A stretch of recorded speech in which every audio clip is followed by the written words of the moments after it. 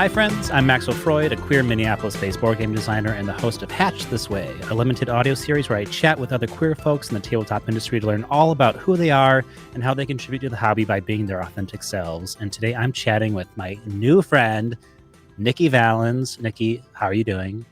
I'm doing really well. Thank you for having me on.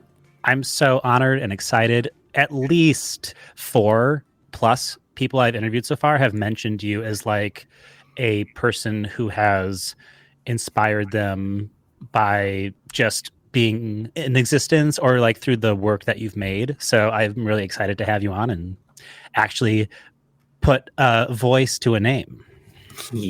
Thanks. No pressure. But so how do you identify? What are all the terms that go into making up Nikki Valens?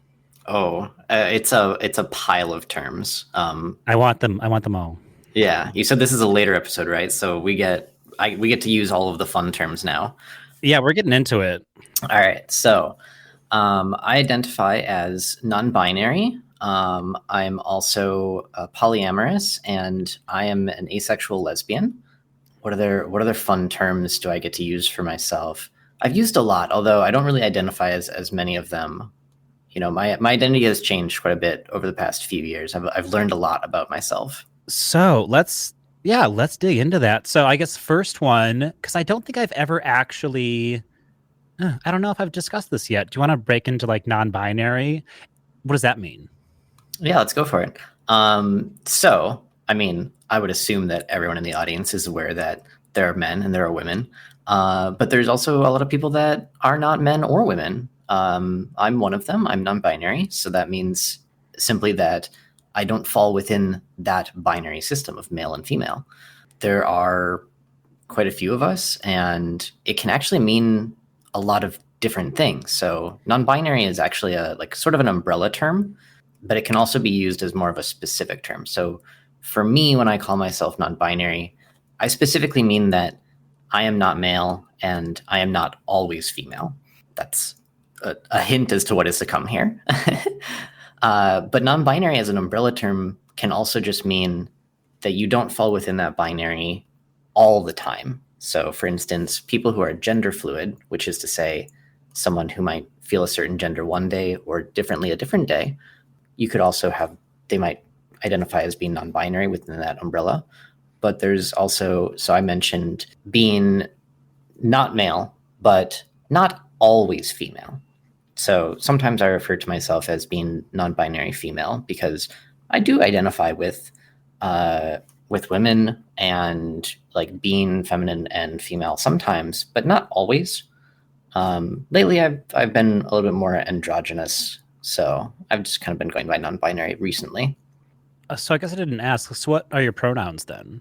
My pronouns are they, them.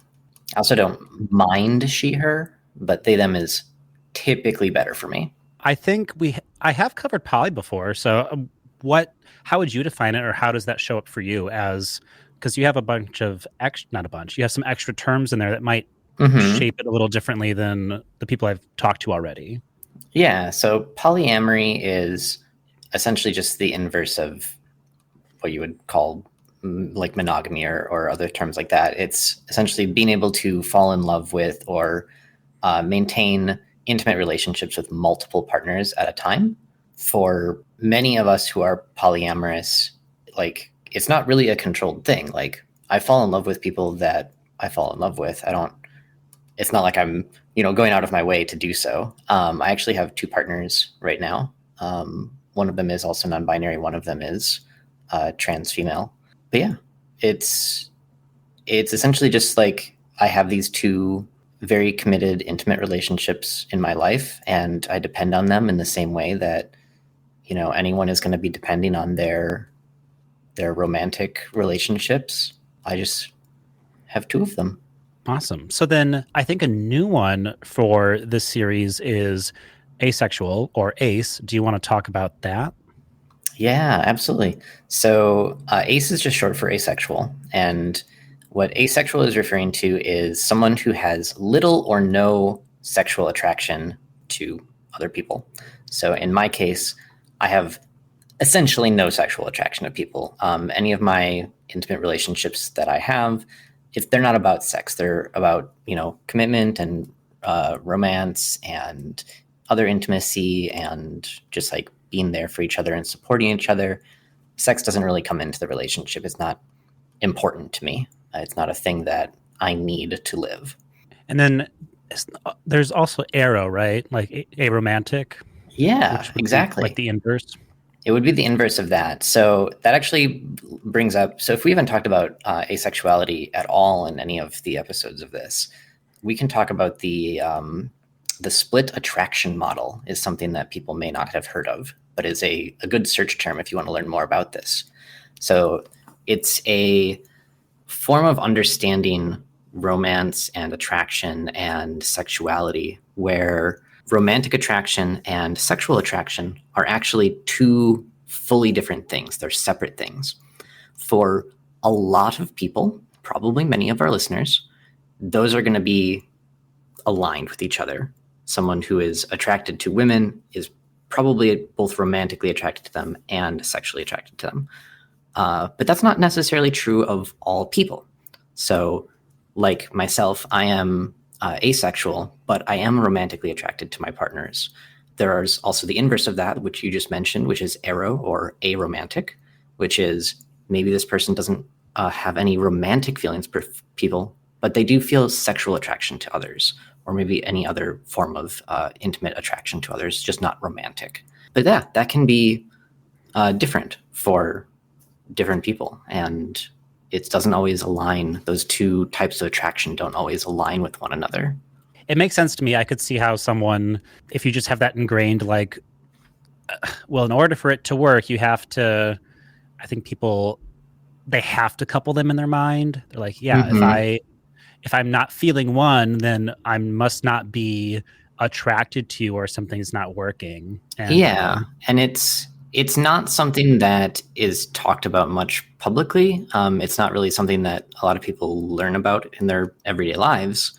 So, I mean, you kind of have to be a little forgiving of people not knowing about this, or people not understanding that romantic and sexual attraction can be different from one another. Like, a lot of people have never seen or heard that they can be different. And for a lot of people, they are just the same for their own experiences. So how would they have ever even, witnessed that it's not the same without meeting someone who is asexual or meeting someone who is aromantic?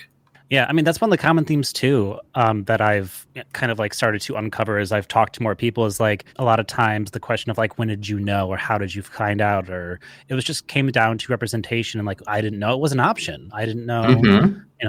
didn't know trans was an option, didn't know ace was an option, didn't know poly was an option until I like saw it or heard about it. And then it's like, oh, knowing that opens up a whole new identity for me. Mm-hmm. Yeah. I didn't actually think about being ace until the last few years here. Actually, like all of my relationships up to that point were kind of a struggle for me because I'm sex like averse. Like it physically makes me uncomfortable. So it felt like I was failing in relationships because it felt like this was a thing that was required of me to have a committed relationship.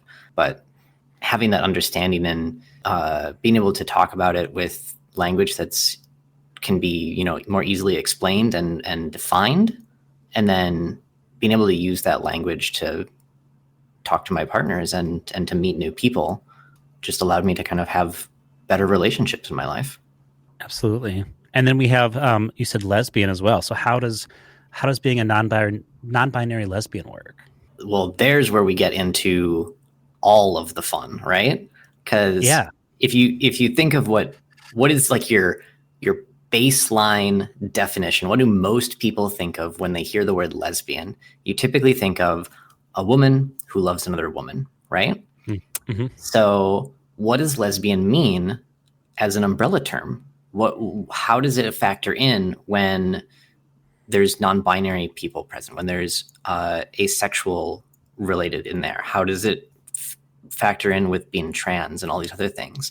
Like, a lot of those are very easy to answer, like trans women are women, so trans women lesbians makes sense.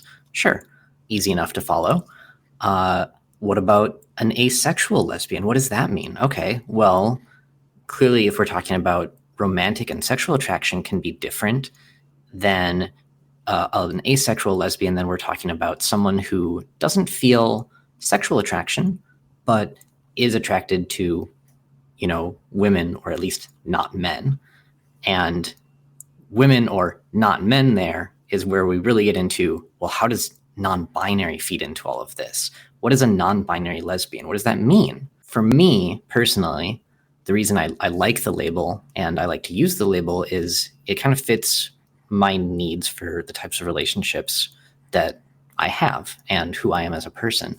So for me, as a non-binary or non-binary woman, depending on the day, I'm attracted to, other non-binary people. I'm attracted to women and trans women, non-binary women.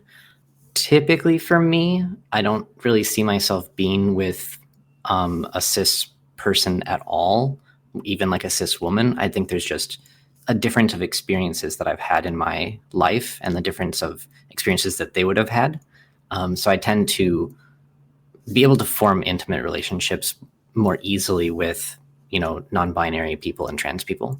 So it's not the typical way that you would think of that term being used, but like a lot of the terms that are available to us, many of them get used as umbrella terms, in the same way that the word gay might get used as an umbrella term that includes lesbian, bisexual, and even a lot of gender, like non-cisgender identities, just as a catch-all umbrella term in a way.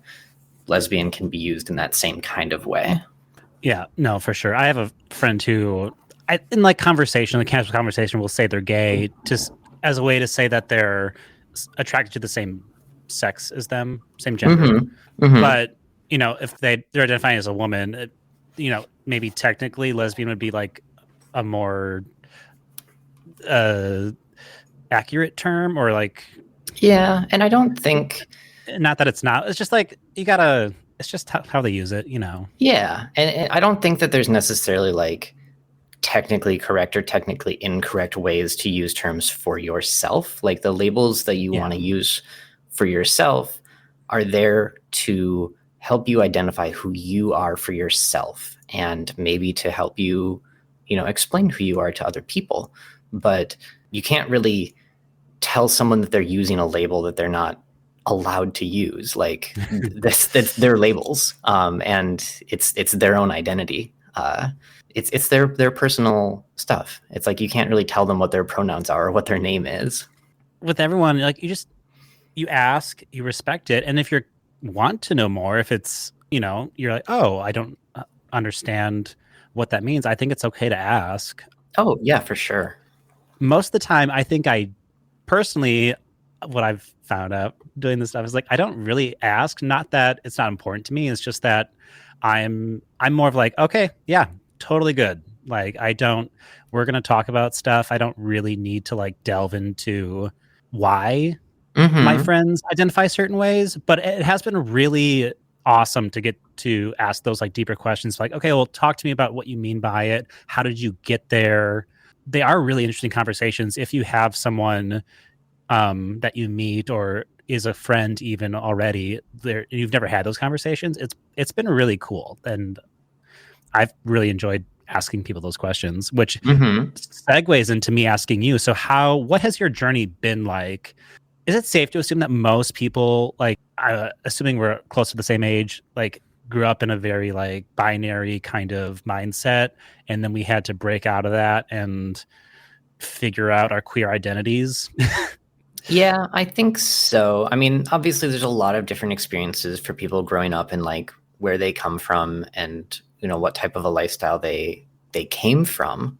There's so many differences, but I think I would agree with you in a lot of ways that like millennial generation and older definitely have a like we came from this expectation of a binary, and we had to somehow figure out that wasn't an enforced thing on us, or at least it didn't have to be true.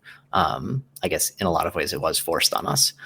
But something that I've been really interested in is younger generations aren't immediately feeling forced into that binary, which is really cool. Absolutely not. I'm really excited for them to be able to, find themselves that much faster and be able to just express themselves and stuff like that. Yeah, and I can only speculate as to, all the things that go into making them feel comfortable with that. But I think a lot of it has to do with just access to, like we mentioned before, seeing that representation via whatever social media platform it is, but just seeing a person who identifies a certain way and you're like, oh my God, I think that's me, or maybe that is me. And them being able to quickly on their phone search a term and learn about it and like expedite that journey that took many of us are still going many on years or still going on it. Yeah, decades. exactly. Like I just watched Heartstopper, and so one of the characters, I don't know if you've watched it yet. It's very cute. I haven't watched it yet. I've actually been reading the webtoon for a long time, so I was really excited when it got a Netflix adaptation. I was like, this is the most webtoon thing. Like people are just discovering webtoons and being like, this is great. I'm like, there's so many of these. But one of the characters is like kind of having this moment where he's discovering his bisexuality, and so part of that is he's like, am I gay? But then he's like, wait, but I still am attracted to like women. So he's like googling it, and he has a little montage of him going on Google and like watching interviews of people and looking up the term definition. I'm like, that's amazing that is just out there for people who have questions, and they're not torturing themselves of like, oh God, who do I go to find answers? That's terrifying growing up when you feel like there's nowhere to turn to, like exactly a safe place to ask. I totally agree. It felt like it was so hard to find information about this stuff when I was younger, which is why I think it's great that people like you and I can sort of be more open about who we really are, and even create things like this thing right now that people are listening to, where they can learn about these things and hear different people's experiences. Yeah, I don't saying that, it has this weird question in my head of like, I wonder if there's something to be said of like, at what point do you let kids start, like when do you expose kids to that kind of stuff? I think a lot of parents are very I don't know, helicoptery is the right term, where it's like you don't have access, like you have to go outside, you don't go on screens, you can't search anything that's on like a list of whatever the list of terms is. So I wonder, is there like a happy medium of letting kids have access to things, to queer stuff, just they might need it to survive? I mean, in these days, like screen time and whatnot isn't just like vegetating in front of a TV, though. It's also like keeping in contact with your friends, and it is socializing and networking and everything else. So like, I think any resistance to allowing kids to have that technology is kind of just fighting where society is going. Like that is how we socialize these days in a lot of ways. I definitely did a lot of my socializing on the internet just because it was easier for me to be who I am there. I could just be myself and not have to worry about how other people saw me. But in terms of the other things, like when should children be exposed to a lot of these things, I don't think there should be an age where any of it is held back, really. Like ideally, all of this is just as common and normal as being straight and cis. So like, there's not really any amount of trying to hide it, I don't think. Like it should just be, these are all the types of people that exist in the world, and whatever type of a person you are, that's the real you, and you should be able to be the real you. Yeah, I mean, I'm not a parent, so I'm not going to tell or give advice or anything like that in terms of how to raise children, but I do think it's worth asking, if you are limiting a child's access to information in some way via technology, it's like, what is it specifically that you're you're trying to prevent them from seeing, I think it's worth asking, because I think, to a certain degree, it's like I don't want them to stumble on, I don't know, adult specific sites, but I don't think being queer should equate to adult sites, like they should still somehow have access. Like, I would encourage parents to make sure your child has access to like queer people in some way. Like, that's my advocacy, I guess. I'm not going to tell you how to do it. I will advocate for it, though. And I mean, a lot of it is what we talked about before, where it's representation. It's being able to see different types of people and potentially being able to identify them with those people, and maybe seeing yourself in them. Like you asked earlier, like what was my journey like? And I mean, my earliest memories are all about gender. It's about like knowing that the gender people told me I was is not what I was, and not knowing how to even say that, not having the language to talk about it, not having the understanding to be able really to fully understand that concept that there's other genders that I could be. And it took a long time until I like learned that things like being trans and transitioning were possible, and even longer to find out that being non-binary is just a thing that you can be even. So like if all of that information is more readily accessible, if it's part of what is normal and part of what is just kind of exposed to children at a young age, it saves people a lot of hurt. Like there's many years of my life where I would have rather died than to keep living because I didn't see a way that I could be me. Yeah. I mean, sadly, that's super common. I remember I had a friend who in high school, I remember he said, I don't want to kill myself. He says, I just don't want to be alive. And just, didn't feel like he could be himself. Like he felt everything about him was wrong. Yeah. I felt the same way. Like it wasn't necessarily that I wanted to die. It was just, I didn't want to keep living the way that I had to live according to society. And like, basically the only thing that kept me going is that there were people who cared about me, and I didn't want them to be sad if I just disappeared. Yeah, no, it's a thing. It sucks. I'm very hopeful, and I think rightly so, that it's getting better. It's changing. I mean, it has to. I mean, yeah, I'm hopeful and also like cautiously optimistic at the same time with what's going down in legislation still. I can't believe we're still having conversations about Roe v. Wade and don't say gay and all the things. Mm-hmm.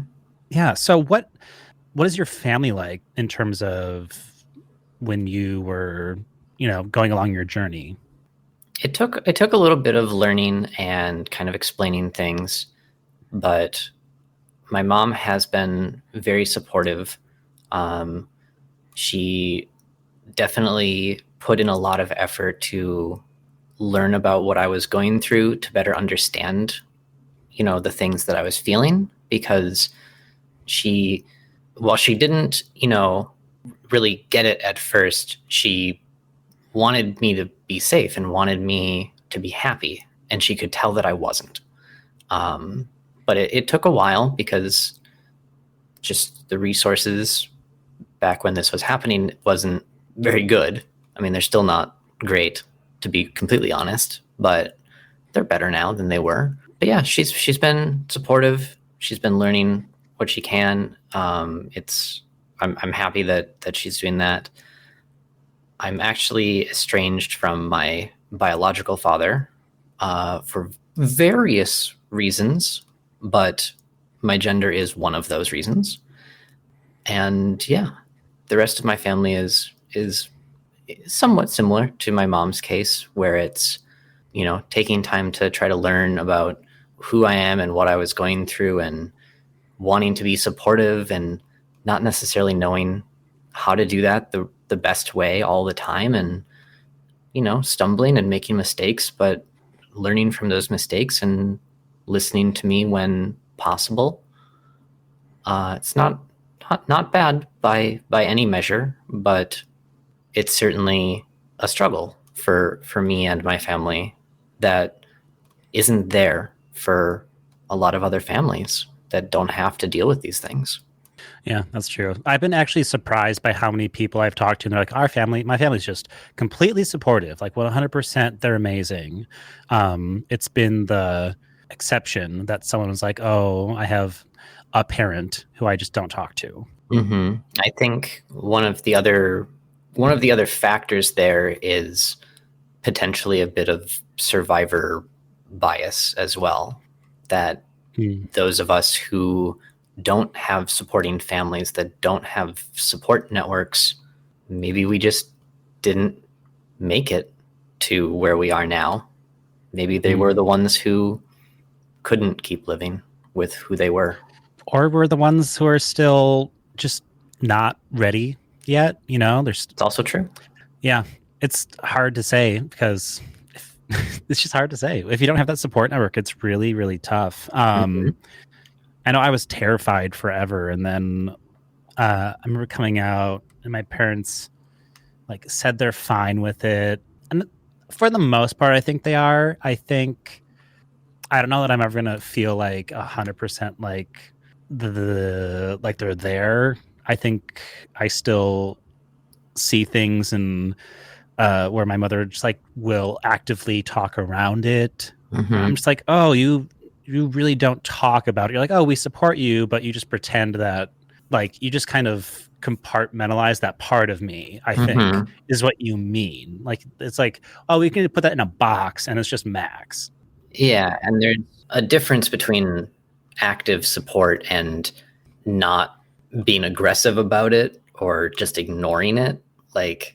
Sure, those aren't actively detrimental, but they're also not really support. Yeah, I go back and forth on, I don't know. I know some people are like, oh, my parents said, as long as you're happy, that's all that matters to me. And that's all they want to hear. And I'm like, that sounds good, I think, on paper, but I think you need active support as well in your life, even if it's not from your biological family. I think that's why queer people have chosen family a lot of the time, is we do need to surround ourselves with active support. So maybe we don't need the active support. We don't need our biological family at parades or protests or, whatever situation requires active involvement. But we do need to see it to know that something's being done. There is someone's going to step in when we need them to step in. And I think I for sure feel like I found a community of people and friends who I know if I need someone to advocate for me, they will absolutely be there. Absolutely. I don't know that I rely on my family to do that, Yeah. And I think that's true of a lot of people, that although their family is fine with them being who they are and have accepted it, they're not necessarily gonna fight for you in the same way that your chosen family does, which is why you chose them. I guess in my mind, I've also kind of separated. I don't have as much importance on blood or birth family as I do some other people, or some other people they put a ton of importance on immediate family.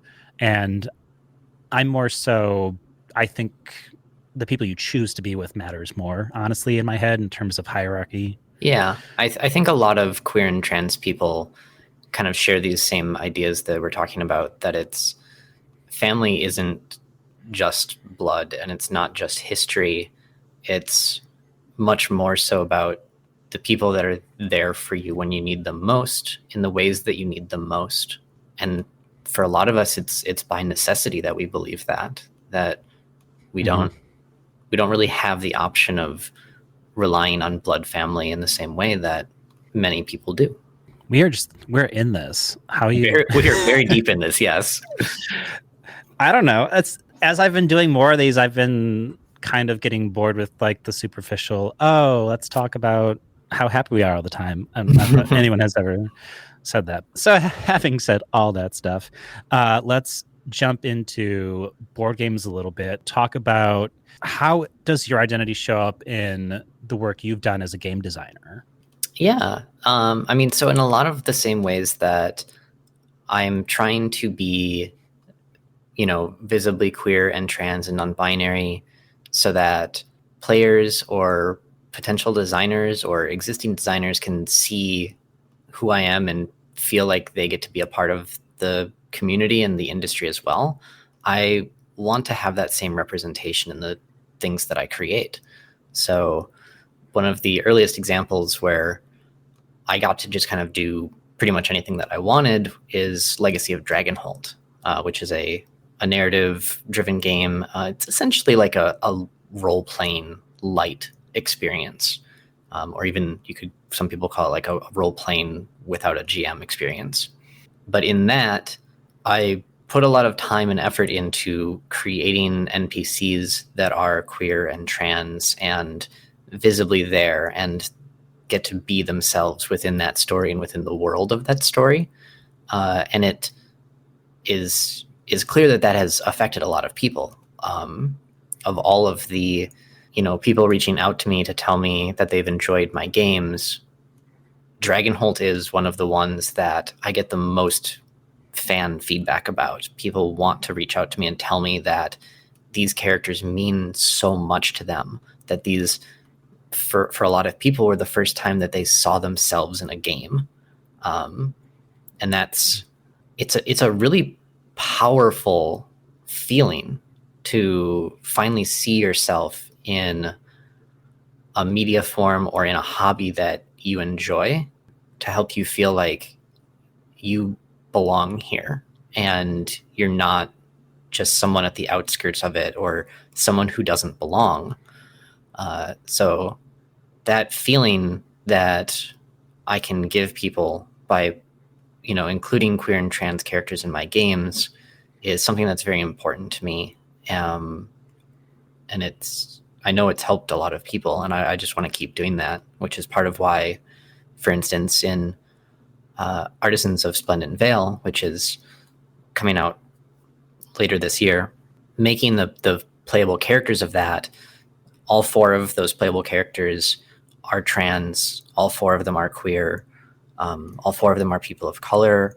Amongst them, there is multiple neurodivergency and disability, and there's all of these different ways in which people might be sort of marginalized or oppressed, different ways that people don't often get to see themselves being in a game. I mean, I even had someone tell me, oh my gosh, this character wears glasses. And like, that was a big deal to them. Like, you wouldn't think it's glasses. Glasses have existed forever.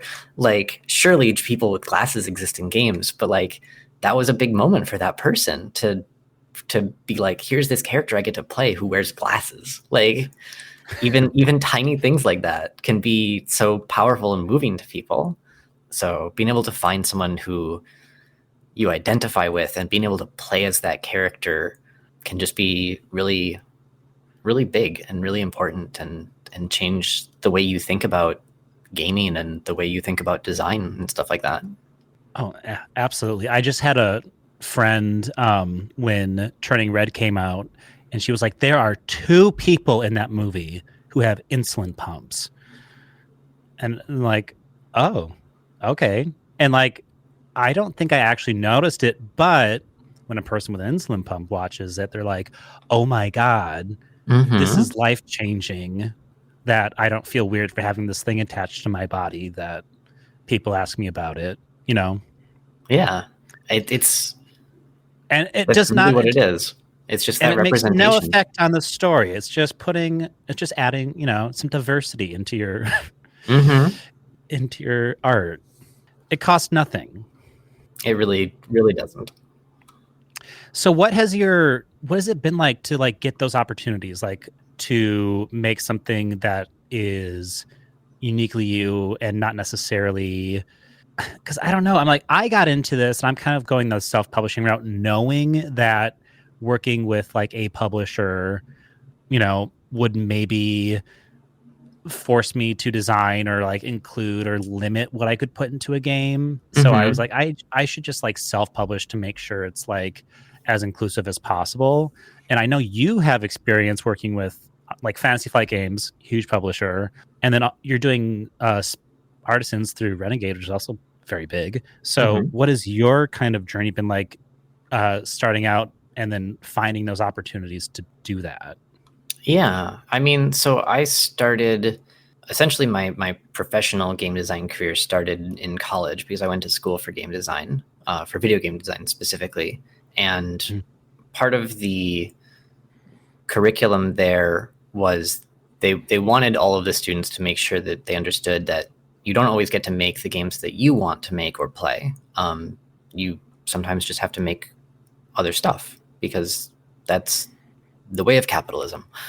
So like when I did start at FFG as a effectively unknown designer, like I didn't have anything published. I didn't really, other than like some role playing system stuff that I'd been working on my own, I didn't really have anything. So I went into it expecting like, oh, they're just gonna, put me on a project and I'll just work on it and it'll be fine. Which they did. I worked on Eldritch Horror and I worked on Mansions of Madness and a few other things in the first like year and a half that I was there. And a lot of it came from just what they needed or based on my experiences that I'd had and like my technical skills. So for instance, they put me on XCOM and Mansions of Madness because I came from programming and video game design. So working on a mm, digital game, I had the extra skills to kind of marry digital and analog and figure out how to make them work together. But it wasn't until Dragonholt, which I mentioned earlier, that I really got to just kind of do whatever I wanted. Essentially, they had a slot open in just like, oh, we're going to publish so many games in year X. We have a slot open. What should we do? If you could make whatever you wanted, what would you make, Nikki? And I was basically just immediately like, this is what I want to make. And mm, it's something that I'd been telling them I wanted to make for years up to that point. So when I finally got the opportunity, it was, I want to make this really immersive narrative game that's basically if you were inside of a book story. And that's what became Dragonholt, because they had the slot to fill and they had trust in me up to that point because I had been, doing good work for them. They just trusted me to be able to create something new. So I was pretty lucky in that sense. Like, it's not an opportunity that many people get in a large publishing company like that. And like you said, self-publishing is probably the easier way to go if you want to just make something that's super genuine to yourself. Because I mean, that was kind of the only opportunity I got at FFG. Like after that, it was back to Arkham and other mm. projects that just needed to get done, and someone needed to do them essentially. But once I had left FFG, I got to work on Quirky Circuits. That was my first like working as a freelancer, just making whatever I wanted. Quirky Circuits came from that, and that's so very different from the other games that I had been designing.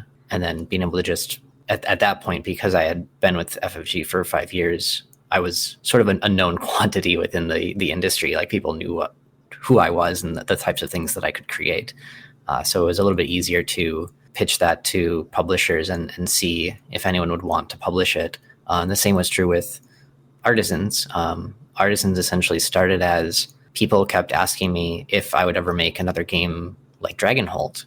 And I did really want to. I still want to. I want to make more games like that. So I just kind of started with like, what's sort of the evolution of what Dragonholt does? How can I do more with it? And that's what became Artisans of Splendid Vale. So, what would your advice be to, I don't know, someone who wanted to follow a similar ish path, or maybe not follow a similar path, but reach a similar conclusion where they get to make something that's them, that's unique to them. Yeah.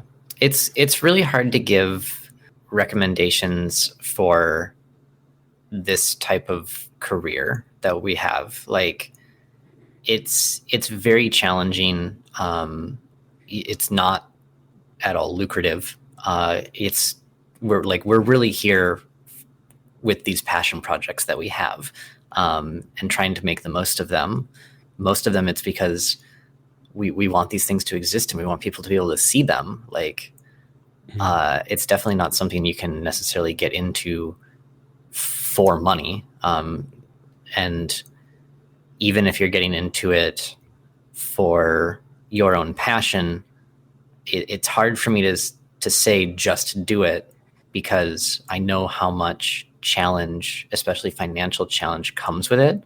But it is very rewarding. It's you get to create things, and you get to allow other people to see your creations and see how much those creations mean to people. But yeah, if I would say, as long as you're financially stable, like, do go for it.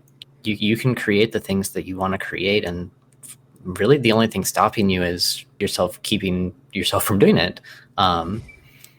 If you're trying to get into like an actual publishing studio, I don't know that I have much advice other than just see what's open and apply. Yeah, I think professional advice is like, I don't know, put your best foot forward. Like, Yeah. I don't know what I tell someone, like, have a plan and follow it. That's probably the best way to make, like, for sure professional progress. Mm-hmm. I mean, I'm definitely not the best person to give the advice either. Like, I kind of just fell into my position at FFG and then got lucky a bunch of times. I feel like that's somewhat common for people, though, like, in the industry. I think just listening to interviews from a lot of people who went full time with game design is like, oh, they're like, I was in the right place at the right time and I just kept doing it. I think I'm like, based on that, I'm surprised people don't take as many chances with people applying who don't have like a ton of experience, when there's a bunch of notable people out there who are doing great work who fell into it with no experience and just, figured it out and made great stuff. It's that weird thing. I don't know if you're had been looking for jobs recently, but everyone wants like 10 years of experience for an entry level job. Basically, it's ridiculous. Yeah, you said if you're financially stable, creating something you love, that's kind of, I think for this hobby specifically, it's kind of what you have to have, at least to get into it, and maybe you get lucky and you're able to jump in somehow full time. But I think for the most part, it is a hobby. Like, it is still very much a hobby industry, where if you're doing something that isn't a monopoly reskin, then you're probably doing it on the side with another full-time job. Lots of other podcasts talk about that. What are the games that either have a special place in your heart, or what are the types of games that you enjoy playing or find yourself going back to? It's a very interesting spread when I really think about it, because the ones that come to mind most readily are like playing card games. So stuff like trick-taking games like Hearts or Clubs, or things like Cribbage or Gin Rummy. Like, literally just, it's a deck of playing cards and you're doing something with it. And then on almost the exact opposite side of what a game could be is like role-playing games, beyond what D&D is, but also just like all of the different really interesting tabletop role-playing games. All of that stuff is really interesting to me, and is a big part of where I started. I did mention earlier that, like, before I was at FFG, GMing and making a tabletop RPG system was like all I really had in terms of tabletop games that I had made. So like, I started with a lot of role-playing and storytelling, but then also very mechanical and no theme at all card games. So a bit of both. There's strategy involved in both. There's storytelling and there's interesting mechanics. But I didn't actually play much of the in between. I haven't really played a lot of board games, quote unquote, before becoming a professional designer. And now that you're professional, you're like, I hate them all. I don't play them. I actually play games mostly just for research. I've been that way the whole time. Like my early years at FFG, the feedback I kept getting on like, you'd get like annual feedback report things of your whatever the corporate nonsense is. One of the feedback points that they always had for me is like, you should play more games. I was like, I mean, okay. But I usually just like, I'll play any game at least once, but usually within the course of the one game, I've completely dissected its entire design system, and like I understand how all the pieces fit together and how they work. And like all I've really done is I've just dissected their design so that I can understand it and then be like, oh, this is really neat. I like how this part of the design works together. And I'm not really even playing the game per se. I'm kind of just like tinkering with it. There's just the take apart the engine and separate all the pieces out into a big grid and then go, yes, I see. And then put the engine back together. Yeah, I think that's been the curse of getting into game design as well, is that so I'm like a filmmaker professionally. So I had a similar-ish phase when I started learning about like how films are made, where I was like counting shots in a scene and like realizing there were frames in a scene. And then once I got past all that, I now enjoy watching movies, and I'm not like always dissecting them, but I still am. It's just become second nature to me. Whereas with games now, whenever I play a game, I'm in a somewhat similar place where people are like, "Oh, what have you really loved?" I'm like, I don't know. I like little things about every game I try, but I don't have like favorites anymore. I like certain things about certain ones, and most of my brain space is taken up by trying to figure out what to do next and trying to keep other ideas growing. Something related to that. There's a part of my identity that I didn't talk about earlier because we were talking about queer and trans identities, but I'm actually autistic as well. So oh yeah, for me, game design is like one of my special interests. Like it is my biggest special interest that I spend the most time and effort into, and it always has been as far back as I can possibly remember, even when I was super, super young and didn't really have a firm understanding of it. Even playing video games and stuff, I was always thinking about how they get put together, not necessarily just the joy of playing them. So like just my entire life, I've always been just very fixated on games and puzzles and design and how it all works, and trying to like play with those aspects and create my own things, which is why I made RPG systems in middle school, and I started programming and making games in high school, and I went to college for video game design and learned everything else there was to go with making video games. And then out of college, working with FFG and learning all of the board game stuff aside from just role playing and card games. And I'm just constantly, taking in new game design ideas and just kind of working with them and playing with them. Essentially, I'm just super fascinated with game design in general. Little backstory. I used to work at a news station, and I actually like put together an outline for a series on autism. And we had this company come in, and it was like their cause that they were super passionate about, that's what they put their extra time and money towards, was to raise awareness around autism. And so they'd worked at different stations. Like that was like they wanted to do a TV campaign. Anyway, so they asked me to put together like an outline for a series about it. So in doing that, I learned so much, because like the majority of humans, I had like a peripheral understanding of what autism was, and I had to drastically really learn a lot of what I thought I knew about it. So it was like really cool to put together. But so I know that people listening, you kind of threw it out there like, oh, you know how we like hyperfixate on stuff. Okay, that's people have been saying like, oh, that's a whole nother series about queer stuff. And I'm like, no, we're going to get into it. We don't have time to dig into all the nuances that go into understanding the autism spectrum. But do you want to give us like a really brief, like, I don't know. That's oof. There's so much that goes into this. Give me like a little bit, explain a little bit like why you mentioned hyperfixation as a thing or a special interest. Like maybe talk to me a little bit about how being autistic plays into your identity. I can only speak to how it plays into me, because autism is very different for different people. Also, I have only known that I'm autistic for like a year and a half, 2 years-ish now, something like that. I actually don't remember. So I have not had as much time with it to sort of formulate grand thinking and ways to talk about it as I have with gender and other things, which I've spoken more eloquently about earlier in the same conversation. For me, very informed.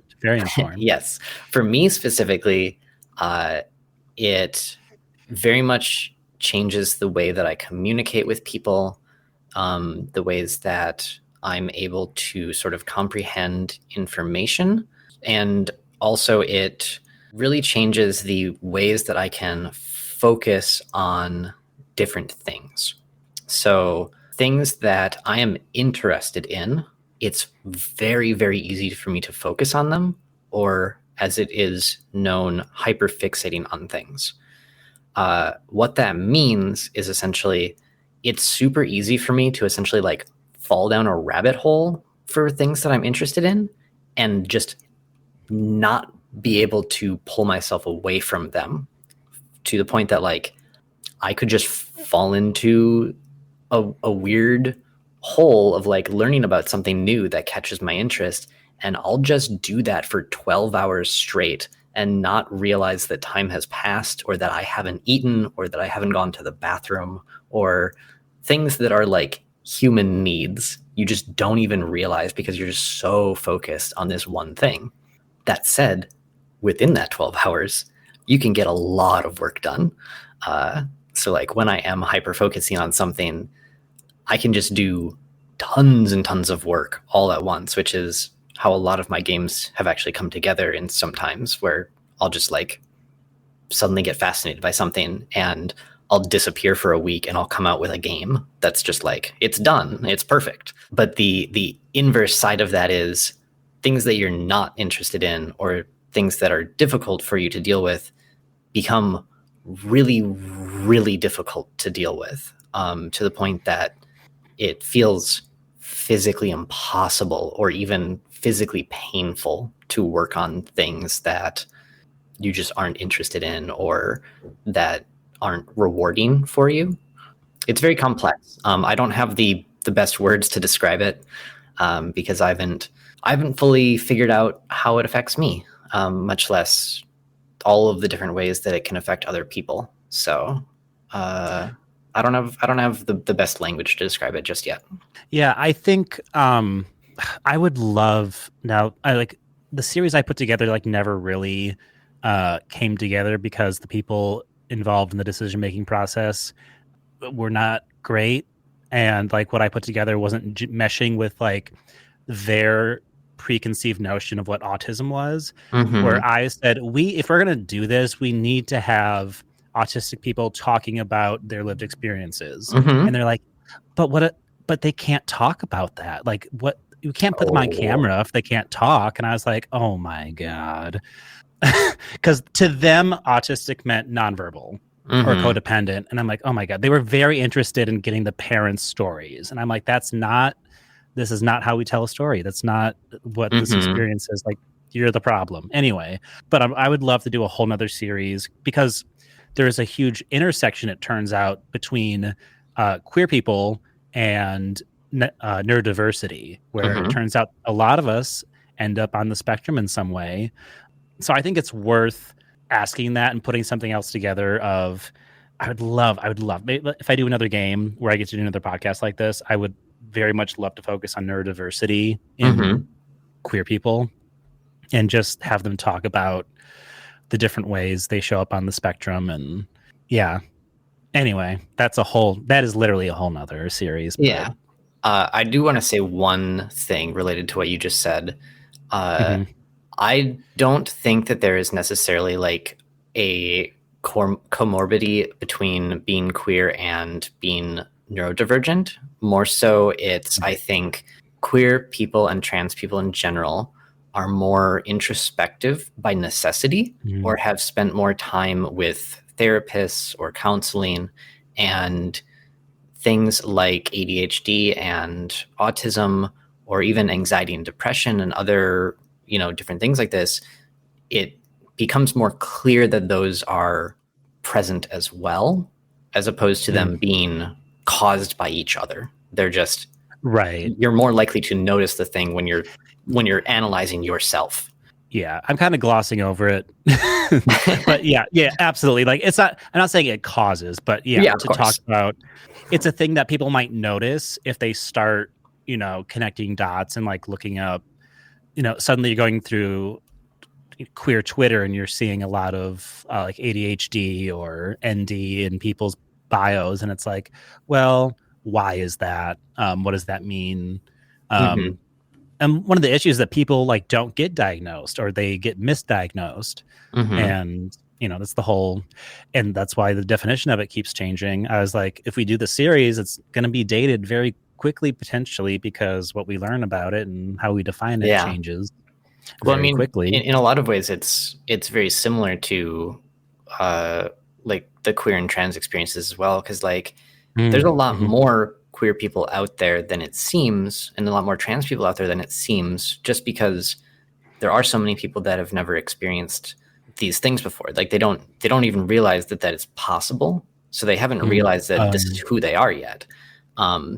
In the same way, there are a lot more autistic people and people with ADHD out there than it looks like there are, because there's so many of us who just never thought about it or didn't realize, or no one ever brought it to our attention, or no one even knew, because We don't even have language for it. we don't have the language for it. We don't have the understanding of being able to identify it in ourselves or in others, because it's just not understood that much yet.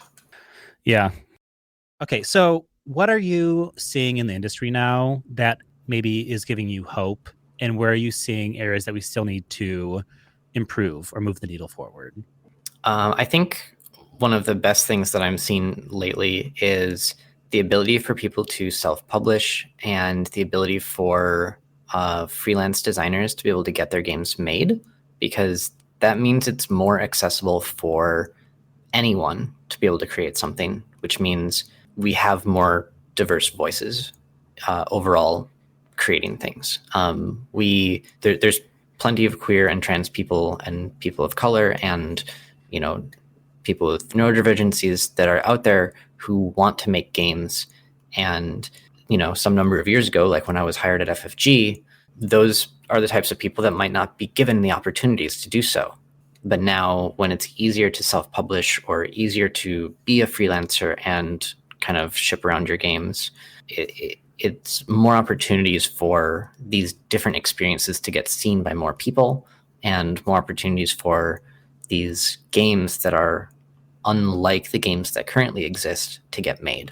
Yeah, that's awesome. In one of my early episodes, I was talking to someone, and it's like, I think we also need to advocate for even publishers who are established, who have that user base already, of making space or making active efforts to work with queer designers. Mm-hmm.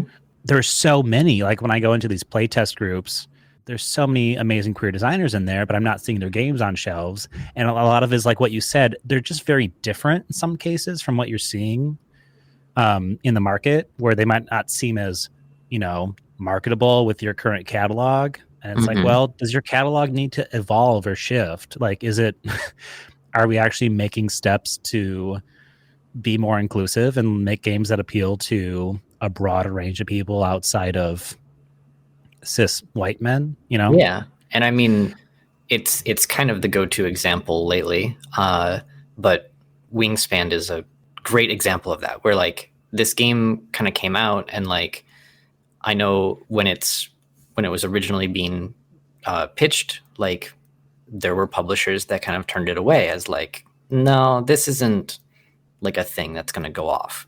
But it did, and it went off huge, and it's massively successful, and it's not like all of these other games, and it's because it's from a different experience point, and it is this new thing, and it's, you know, more accessible and more approachable for such a wide audience. It's reaching people that other games would never have been able to reach, and because of that, it's broadening the entire audience of board games.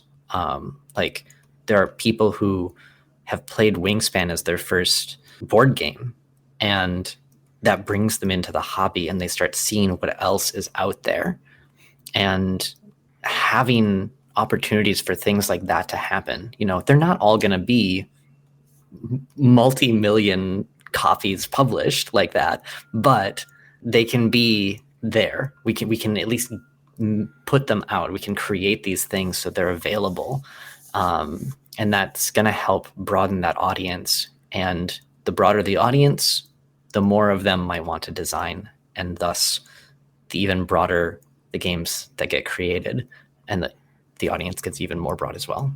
Yeah, I think a tendency that, this is just strictly my perspective and opinion, is that I see a lot of publishers going after like established, successful designers. Mm-hmm. And in my opinion, we're getting a lot of the same mechanics and themes and games coming out of them, which makes sense. Like they're different, but like if I see a Tim Burton movie, I know it's going to look and feel like a Tim Burton movie. Like there are stylistic choices he's making that define who he is as a director. So like I feel like designers have a similar like tool set. They figure out like Cole Worley, I think anything from Leader Games, I'm like, it feels like a Leader game. And it totally works for them, but that's their whole thing. Like, I don't know. What am I trying to say? I'm trying to say like, I feel like we're kind of getting like, oh, this was successful, therefore we're going to keep making games like that, as opposed to that was successful because it was new. What's the new thing? I'm not seeing a huge push for like looking for the new thing. They're looking for what's the profitable thing. Mm-hmm. Maybe that's a symptom of like a really volatile market right now, where margins are really low, so you need to have something profitable. We maybe don't have the luxury of being as explorative, but people are doing it. So it's like, do you want to be the one to like maybe hit that big?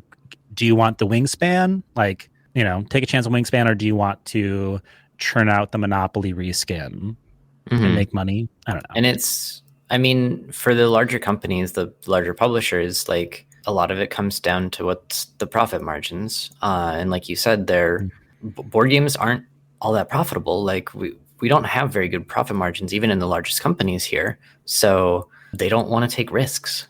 I mean, that's kind of how it always is with, corporations and in any field. I mean, you see it in movies as well. There's not, it's been a criticism of film for years and years and years. It's just, doesn't feel like there's any new movies. It's always like remakes of stuff or sequels of stuff. But then everything everywhere all at once comes out, and look, people lose their minds because it's so cool. Have you seen that? I haven't seen it yet. I've heard good things though. It was so different, so out there. It was good. It was great. I enjoyed it. I'll have to look into it.